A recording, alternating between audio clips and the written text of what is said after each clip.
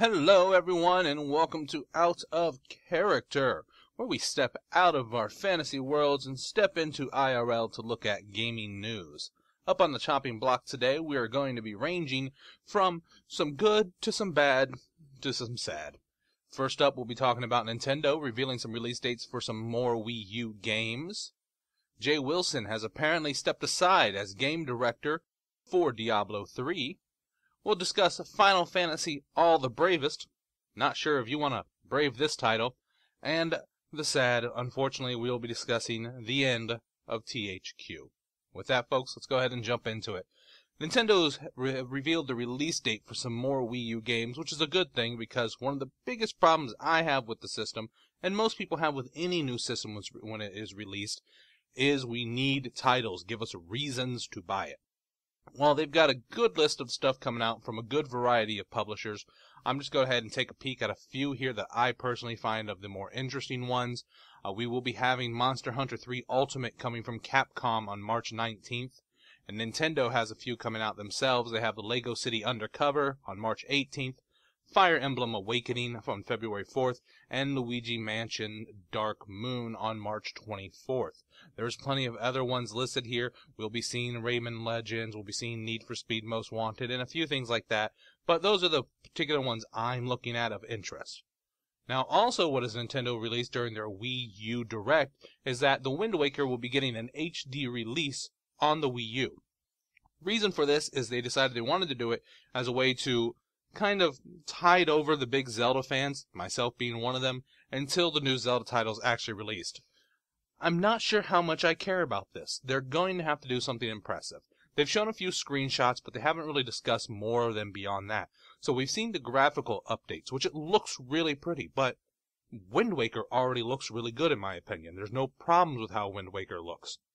So that does raise some interesting questions for me on what are they going to do differently to actually attract me and make me want to play this game instead. There's going to be some graphical updates, of course, and you'll see some audio updates. That's not a big surprise. But what's going to interest me more is, are they going to change gameplay at all? And are they going to implement the gamepad into that particular game? And then, of course, some new content would not go amiss. Throw in another dungeon or something. I always felt that that game lacked a bit in dungeons. A lot of exploration, huge world. The one minor problem I always had with it is that it just didn't seem to be enough dungeons for my taste. I just felt like, there wasn't nearly as many as like the Super Nintendo, and it could just be a feeling.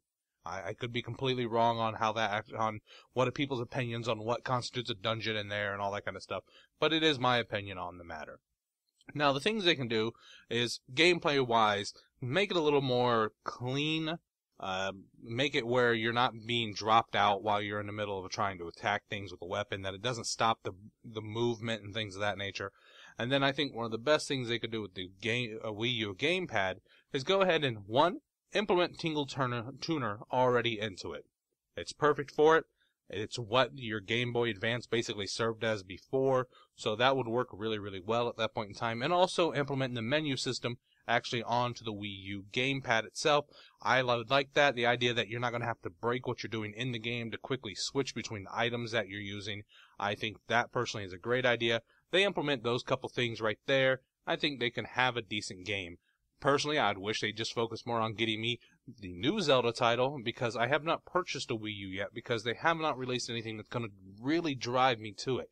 Even the few games that I just mentioned that were being released, none of them are going to make me really jump at it. They're games I'll play when I get it, but I'm not going to drop the money until I have a Zelda or I have a Metroid that I really want. Or, God forbid, I know this sounds insane, if Square Enix and Nintendo would work together and give me Super Mario RPG 2. I know a lot of people say, well, the Paper Mario games are fun. They're not Super Mario RPG 2. They're Paper Mario. Completely different subject there. So there's a few new things coming out. I will link to the entire list of games and their release dates. Of course, everything is subject to change. We always know that. And we'll see when we're actually going to go ahead and get those. But if there are any of them that you're looking at for why you're going to buy the Wii U, you at least got a time frame on when you should expect them. And that's always a good thing. Now, Jay Wilson has apparently not necessarily stepped down. He has been moved out of game director for Diablo III. He hasn't said what he's going to, other than that he's moving to another position within Blizzard. What that position is, nobody knows. Could be something on Project Titan. He could be the new janitor.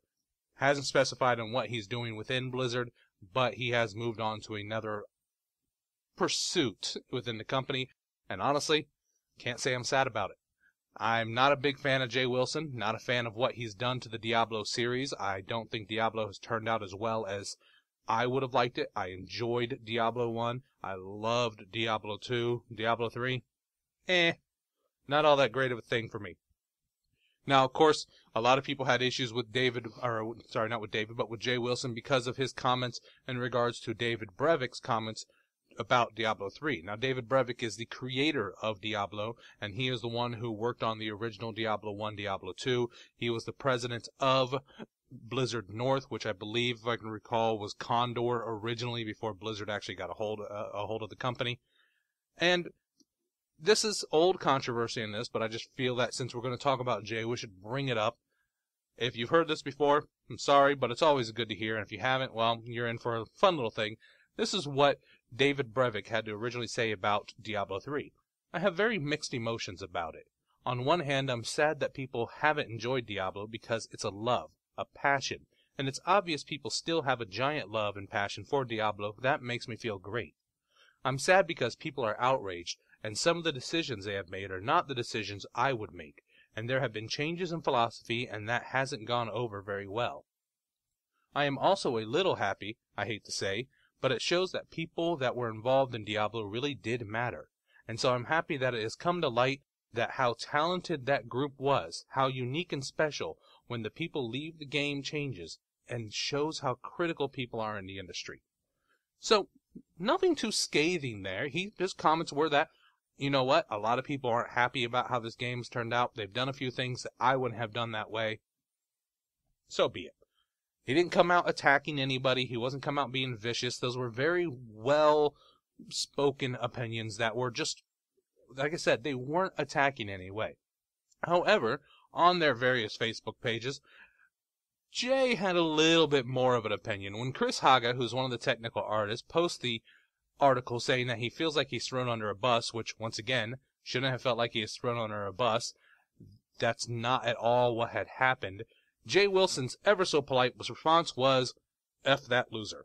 And I am editing there because I don't like to use profanity on my website, but he didn't edit himself when he said it.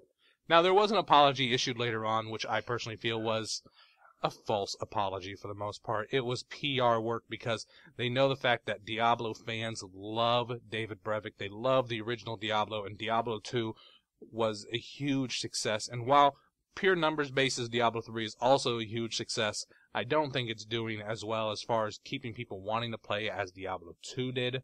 And to have someone who comes out who is pretty much generally by the community to blame for why they don't like Diablo 3 as much come out and attack viciously, in that particular case, the guy who created the original Diablo games, not that wise of a move. Generally, Jay Wilson's response to the community has never been something people have been a fan of. I personally don't like how he responds to the community. He tends to really not like the community, in my opinion. He wanted to design the game his way. It didn't come out the way that the community really hoped for it to come out. They let him know, and he didn't take that so well. I'm personally glad to see him move out of the way. Maybe they can bring someone else in. I would recommend, personally, they bring in someone new from the outside. Don't bring in the people who have already been working on Diablo. Bring in some fresh insight, someone who might be able to put something a little different into the game and possibly make me want to actually come back to playing it. But I don't consider this a bad thing. I consider this a good thing, as long as he's not being moved to ruin another project. Don't put him on in charge of Project Titan. I don't even know. We're not even sure what it is, but don't want to see it ruined to begin with anyway. Blizzard needs to get their crap together is a good way to put it. And it's almost like this is going to piss off some people. It's almost like they're turning a wee bit into EA. They become very money hungry. They do things in order to turn a profit, in which I know they're a business. That is their goal.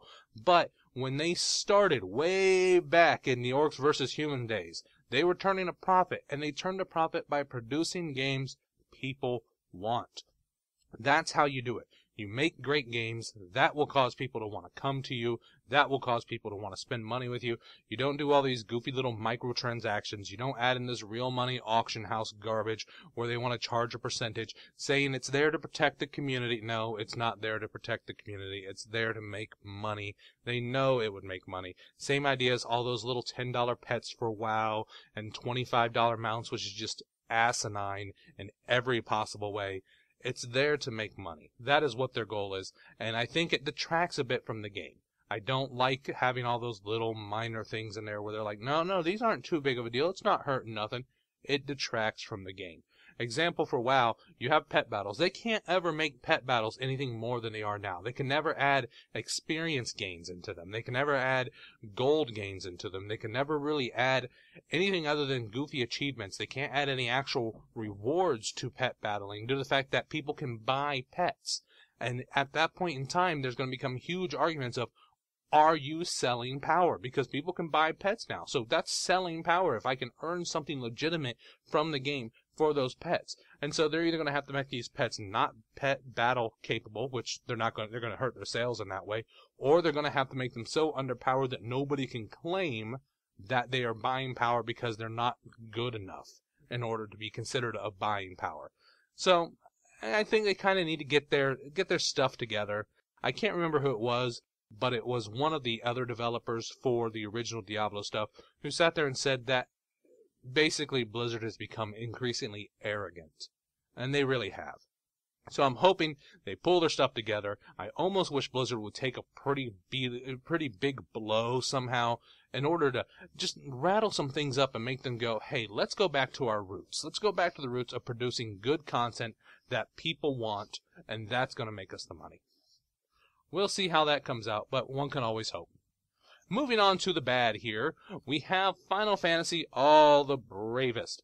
This is an iOS game selling for $4 right now, and at first the concept seemed pretty cool. You're able to have up to 32 different combatants from the various Final Fantasy worlds, and they're all done in the old 16-bit style. So they look really cool, 16, 8-bit style, whichever one it is, but they all look really cool, and I like that system. However, you'd have to be pretty brave to actually want to sit here and play this game and pay for it. The concept in the battling is very simple. You start with a standard party, and you can earn up to 32 total playable characters. How combat works is you touch them. That's pretty much it. Touch the character attacks. You don't get to decide which enemy it attacks, so you can have 3, 4 enemies up there. They're just going to attack whichever one. When you have 32 people, you're just going to slide your finger up and down along the ranks to constantly make them attack. That's it. There is nothing more needed. You could hand this game to a 3-year-old, and they can be just as good at it as you are. There's nothing to it. There's no Final Fantasy to it. There's no strategy. There's no thinking. There's no real RPG elements. You unlock characters where you don't have any choice in what you're unlocking as you gain them. You unlock armor, which just increases your attacking, and you have no choice on what types of armor that you gain and all that kind of stuff. And every character just attacks. Every character. Your white mages, go and hit it with a stick. Your black mages, go and hit it with a stick. The same idea as what your warriors are going to be doing. They all just go and hit them with a stick, basically.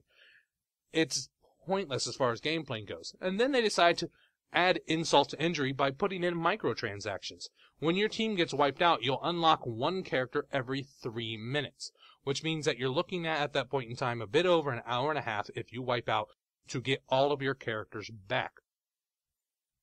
You can, however, buy the ability to unlock them all quicker. Well, I've already paid $4 for this game, and you want to charge me in order to play the game more? That seems kind of garbagey. That should be something that's in a free-to-play game, where if you wipe out, you wait the hour and a half, not in a game that I've actually paid for. But then they decided to also throw some other lovely things in there, like unlock sub-adventure sets, which include things like Final Fantasy's Midgard. Those are $4 a piece. So they've already got DLC for a pointless game that costs just as much as the game itself originally cost. We're not doing all that well here.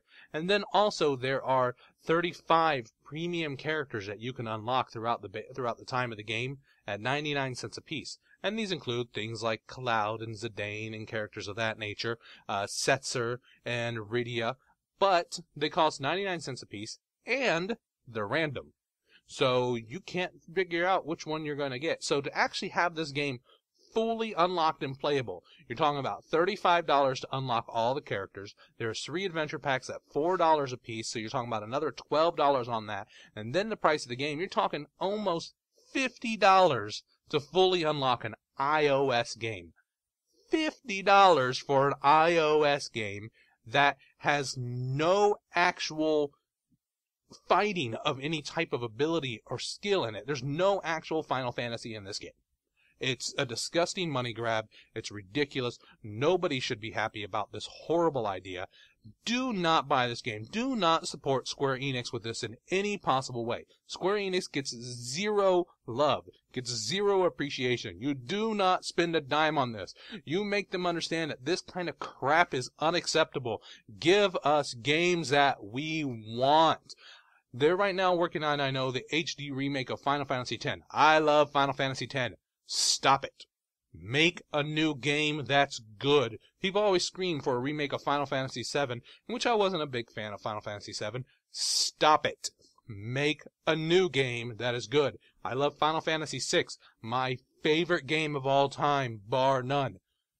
Do not make a remake of that game. Make a new game that is good. I know this sounds insane, but you're capable of it.